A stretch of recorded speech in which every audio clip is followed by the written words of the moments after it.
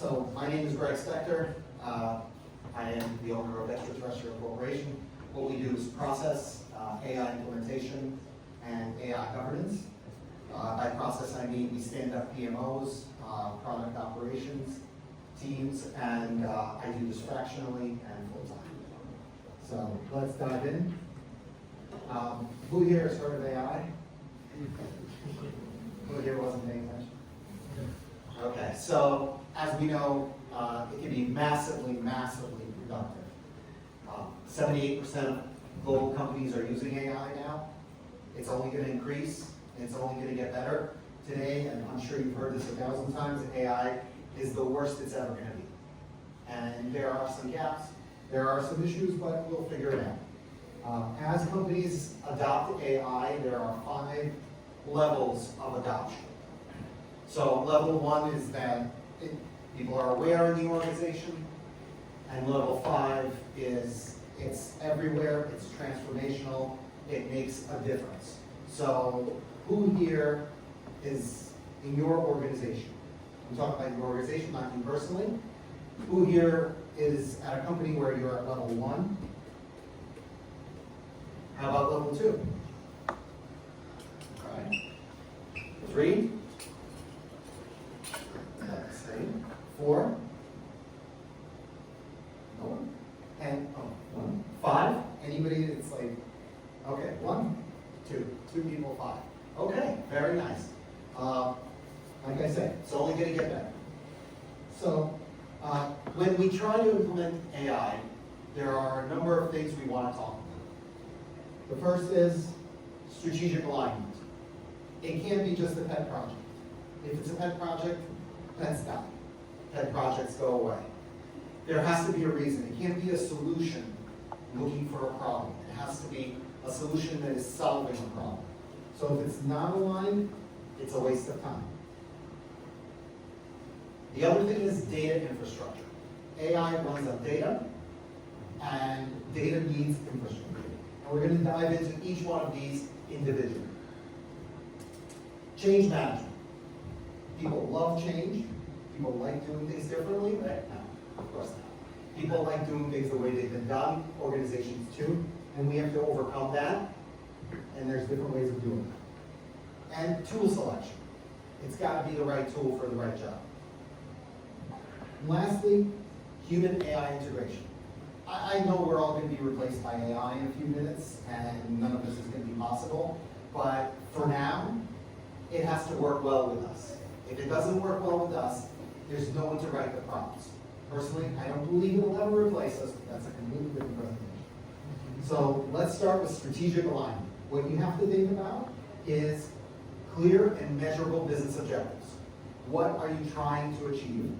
And how do you measure progress? We just heard a lot of that a second ago. And that's because this is a very basic. You have to be clear on what you're trying to do and how you're getting there. Are you 50% there? Are you 20% there? Identifying opportunities within the current processes. So the ideal situation is you don't turn everything upside down. You just enhance the current process by adding AI into the mix. If it's minimal disruption, it's super easy. And if you can get the same result with minimal disruption, then everybody wins. The next one is aligning AI initiatives with the business strategy. It's cool to build cool things. I'm a very old man. So I remember when the internet came out. And the first thing we did when HTML existed and made browsers, right after we did Hello World and we had websites, we had websites that had scrolling text, flashing text, each character was a different color, and we played MIDI music. And the reason we did that is because for the first time we could.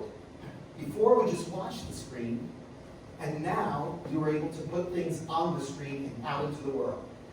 That was fun, lasted 15 minutes, but we can't have AI doing that for serious. We can play with it, but it's got to be in alignment with what we're trying to achieve. So if we're trying to increase sales, it's got to support that. If we're trying to have a better customer experience, it's got to support The next thing is, like I said, data infrastructure. AI runs on data. Without data, you can't have AI successfully. And without data infrastructure, where do you put the data? So what do you have to think about when you're thinking about infrastructure? Data quality and consistency. If, like they say, garbage in, garbage out, you need to have not garbage in, and then you'll have good results. Unified and scalable data infrastructure. So if you have something that won't scale, or something that is piecemeal broken up across the organization, that's not going to work. It's got to be accessible to everybody who needs it, and it's got to grow with the organization. Like I said, it's going to become bigger from here. And that means that your solution, your infrastructure solution, has to scale upwards. Data governance compliance. We already have the EU AI Act, say that 10 times fast. You have to be able to abide by all of these things. I know right now we're in a certain kind of time and space where there's not much regulation. But in Europe, they're in a different time and space. And if you want to scale globally, which is the ideal, you don't want to have a bifurcated market, one market for Asia, one market for the US, one market for, or one strategy for Europe. You want to have data governance and compliance that works across all geographies. Privacy and security. We've sold our souls for cheap email and Google Maps. And that's great, but maybe into the future we want to think a little bit more about that. Maybe this is just near and dear to my heart because I also run a product team for an ethical AI project. It's an open source project. But again, that's a different presentation. And lastly, performance. If your infrastructure cannot support the scaling as you grow, and the performance is lacking, it's easier to do it by hand than to use AI tools, then your team will not do that. By the way, if you guys want this presentation, I'll send you a PDF. That's my LinkedIn. Connect with me, send me a note, I'll send you a PDF of this presentation. You're free to take pictures too. Next one is change management. I have spent a long time in process, agile transformations, waterfall training, and change management is probably one of the more difficult things because it involves humans. So the first and probably the most important part is commitment from leadership. Leadership goes to a seminar, reads an article, watches a YouTube video, and they're on fire for the latest new thing. But if they're not truly committed, like I said, it'll be a pet project and pet sky. Next step is employee engagement. If the team is not into it, if they really believe that they're going to be replaced, then they're not going to be using these tools correctly. And how do you fix that? Communication. Leadership needs to communicate down. What is the goal here? What we're trying to do. If they say nothing, or if you're the leader, if you say nothing, people will assume the worst. And training and continuous learning. Training isn't just training. Training is communication. When you invest in your team, that means that you value that team. And they're going to understand that, and they're going to appreciate that, and they're not going to think that you're about to fire them all and replace them with AI. And corporate culture and readiness. If you have a culture of fear, lack of communication, then you're not ready. This is going to require a lot of communication. So your culture has to work. Can you guys hear me okay? Because it feels like I'm going in and out. And lastly, metrics and feedback loops. I'm going to say this again a few more times. I started out my career in finance and investment banking, right down the road from here, and I'm a big fan of metrics. But metrics are an unambiguous measure of how you're achieving your goals or not achieving your goals. And without metrics, you've got nothing. Feedback loops are necessary because you put something out into the world, you need to hear how it's being received. And the next big piece is tool selection. So the first thing is, it's got to be you gotta have integration capabilities. So it's gotta fit into your workflows, into your organization, how you do things. It's gotta be both the user experience, meaning that it has to work for the people using these tools, but it's also gotta work from a technical standpoint. Nobody likes copying things, or even worse, retyping things from one tool into another tool into another tool. So you have to ask yourself, is this tool that we are about to implement the right tool? Because if you select the wrong tool, then you're guaranteed you're going to eventually have a migration. And those are loads of them. The next one is clear alignment with business objectives. Again, does this tool support our business objectives? Scalability. Also, there's a lot of fantastic tools out there, a lot of small companies coming out there, a lot of solopreneur hopefuls. If this is a one-person operation, they're probably not going to be able to support it. Are they going to be able to scale with your needs? And if not, the tool might be fantastic, and maybe you want to buy it and incorporate it into your organization and scale it. But if it cannot scale, you need to look for something else. And of course, cost and return on investment. Even though this is all new and shiny and cool, there has to be an ROI. If there's no R on the I, then there's none of all of this. Somebody paid for this, like in the casinos. Somebody paid for all that. In the casinos, that was you. Here, it's the customers. Technical requirements. You have to understand what you are asking of the tool on a technical level, and can this tool deliver that? And lastly, ethical, legal, and security considerations. I know we're in a wild, wild west kind of situation right now, but that's not always going to be the case. This is going to, at one point, rear its head. And when it does, it's better to be ready. If the tool cannot have security built in, or it has heavy biases that you cannot correct for, or it violates some legal aspect, you're going to have a problem, and that problem is going to become bigger with time. Just like in Silicon Valley, where they were collecting data on kids, and they shouldn't have. So, human AI integration. When everybody thinks that it's just going to do this one job, and we're just going to fire that one person, or it's going to do like the first half of my job, or the second half, or like the middle piece, that's not how it's going to work. It's going to do bits and pieces here and there. So you're going to have to figure out how it integrates with us. And the first thing, before all your teams quit, is you have to have trust, transparency, and communication. I've led teams. The most important part is over-communicating. If you aren't transparent, or if you're just not sure what to say, people will figure out what you might be not saying, and it's going to be the worst possible permutation of all possibilities. That's just human nature. We've evolved this way. We're very fearful creatures. The ones who weren't fearful and ran into caves willy-nilly, those got eaten. They didn't leave a lot of the descendants. So you have to communicate, and you have to have trust with your teams. Training. Again, training is a form of communication. One, you're teaching people how to use the tools and how to adjust to this new world. But you're also sending a valuable message. You send somebody to a training session, or you bring in somebody who costs $50,000, they have some confidence that you're not about to fire all of them. You're investing in it.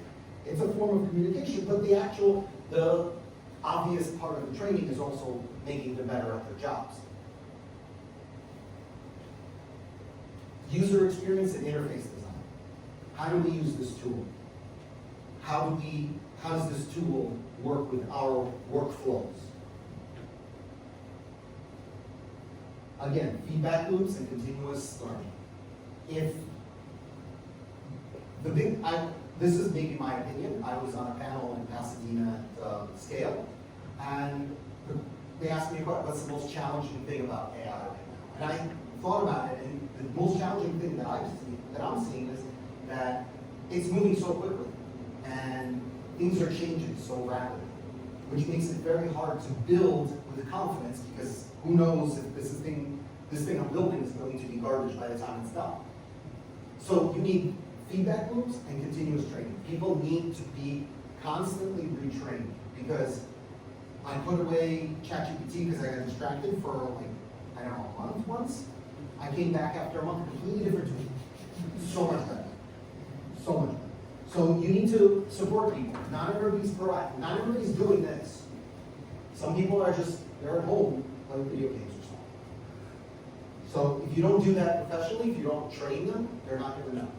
Make it clear, what are you expecting of them? And make sure that their role is complementary to the tool. Don't try to shoehorn the use of AI tools into just every job, even if it doesn't make sense. And lastly, adaptability. People have to be ready to be adaptable, and you have to support them in that. Because things are going to change. New tools will come out, and that means their workflow is going to need to readjust to absorb those changes. Next is talent development, very much related to what we just talked about. Continuous learning. You need that culture. Culture is everything. Culture eats strategy. You've probably heard that 1,000 times, but it's true. If you have culture, you don't need to tell people what to do. You don't need to have policies and procedures. They'll just know what the right thing is, and they'll do it 95% of the time. Training and upskilling. I know I beat this one into the ground, but reskilling also. People's jobs are going to change. If you're reskilling them, if you're investing in that, they know that you're not about to get rid of them, and they know that you are making a long-term investment in this relationship. Job redesign and human AI team. Like I said, things are going to change. The way we do our work changes. We're going to need to redesign our workflows. And lastly, measuring impact and adapting to the needs.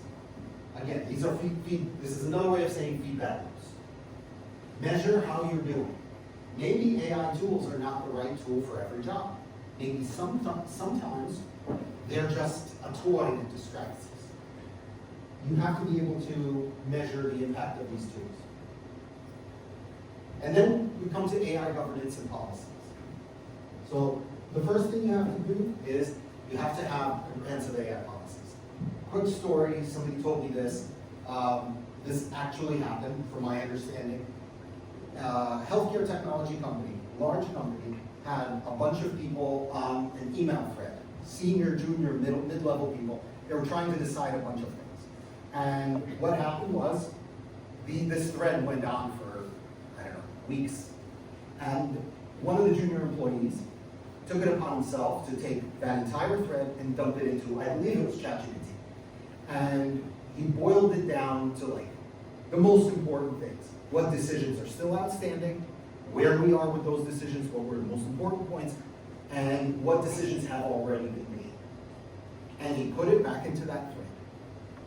Probably saved months of going back and forth, because we all know how that goes. Somebody forgets to read that thread for a few days or goes on vacation for a week, and then they come back and they dive back in and start asking the same questions that have already been answered. And it's not just one person, but if there's 50 people on the thread, this one goes on vacation next week, then following week another person, and we're just constantly retreading the same thing, never coming to a decision. So this guy probably saved a ton of time and a ton of money, because there were some senior people, expensive. So who here thinks he deserves a pat on the back? Okay. There's no wrong answer. Who here thinks he gets a spanking? Did he get it? Was it locally hosted? That's a good question. Who thinks he should get a spanking? Okay. Nobody wants to commit. Okay, so this is a healthcare tech company. They could have had PHI. They could have had trade secrets. They could have had all kinds of things that do not belong in ChatGPT's training model. But he did deliver value. And why did this happen? Because they didn't have a policy. If they had a policy, if they had a locally hosted model, or at least an account that they could say, this is what we trust, And that's our policy, because it's not each individual's responsibility to decide, do I trust this model? It's the company's responsibility to decide. It's leadership's responsibility to write governance policies. So, a little bit of both. Yes, he saved a lot of money, he created a lot of value there. But on the other hand, he put potentially privileged information, potentially violating HIPAA, into a model that trains on this data. Did he use his own free account, in which case it would suck in that data for training? Maybe. But without policies and procedures, you're creating an environment where the cowboys are going to do crazy, crazy things, and the people who are very conservative and very scared and don't want to ruffle any feathers, they're just not going to use this tool. So, worst of all worlds. The next thing on this is risk management. You need to understand where your risks are, what you can put in, and what you can't. What you can share with the world and what you can't. But again, these policies need to be defined by leadership. And if they're not, then you're rolling the dice. And the next thing is change management, something that is near and dear to my heart. So, business leadership has to align. They have to buy in, and they have to align with aligning the AI with the organizational goals. Again, these can't be just, oh, this is so cool, we can play MIDI music on the internet. No, it's got to have a purpose. It's got to make sense. Next, employee engagement and transparent communication. This is a big part of change management. This is probably the single most important piece. You need to clearly and honestly communicate, what are the reasons for this AI option? What are we trying to achieve here? We want real-time feedback. This has to be a communication, a conversation with your teams. Otherwise, it'll be a conversation that doesn't include leadership. That's it. The conversation's going to happen. Your choice is, do you be part of it? Do you contribute to it? Do you lead maybe? Or does it happen over beers when people are just grumpy? You have to be clear about job security and retraining. There is IT identity threat. People are scared of using these tools because they're embarrassed. It makes so many jobs so much easier that it feels like cheating. So you need to be clear. This is good. This is what we want. It made your job so much easier? Great. You're not getting fired, you're getting promoted. And you have to have an open channel for communication. There always has to be an open channel, so that when people feel uncomfortable, they have somewhere to go. Otherwise, they're going to go, again, to the bar or the water cooler, and they're going to grind with their coworkers. That doesn't help them, but it also doesn't help the organization, because you don't know what they're complaining about. And lastly, you have to celebrate successes. It's very easy to always focus on the next problem. That's kind of where we are as people and as organizations. But when things go well, grab some beers, raise a toast, whatever.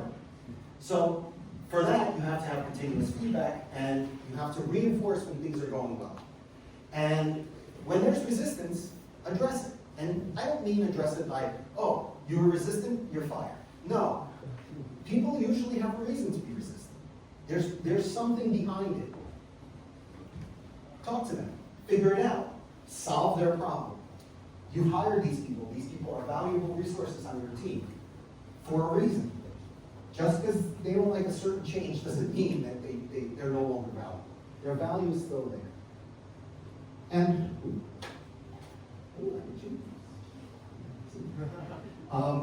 explainable AI. So this is a big topic.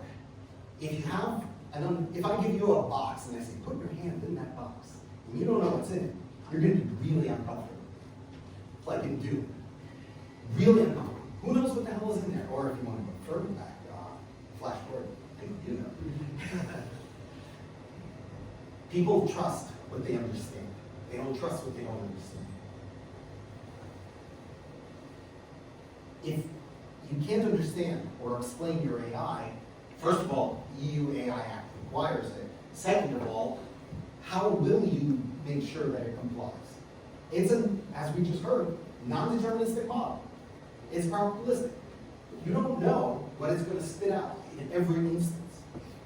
So you need to be able to drill down and figure out how did it come to this conclusion. Not just for legal reasons, but for it to work well. It also mitigates biases and ethical concerns and risks.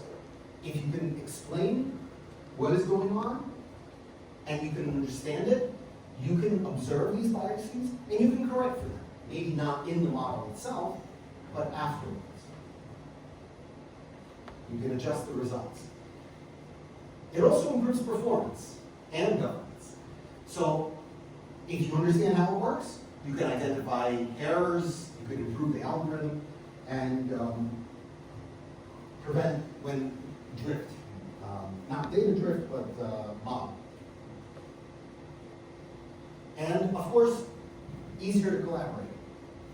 If you're told to collaborate with a person who speaks a completely different language, who's from a completely different culture, you're just thrown together, how are you going to collaborate? You need to understand. I don't know what's cool. It's just every time it does this, very slow. Drive strategic value. Studies have been done. There's a higher ROI with explainable AI. And on that note, thank you so much for Again, if you connect with me on LinkedIn, write me a message. I will be happy to send you a PDF of this. I'm probably gonna, because this is probably a better recording than the one from Brooklyn Tech Expo.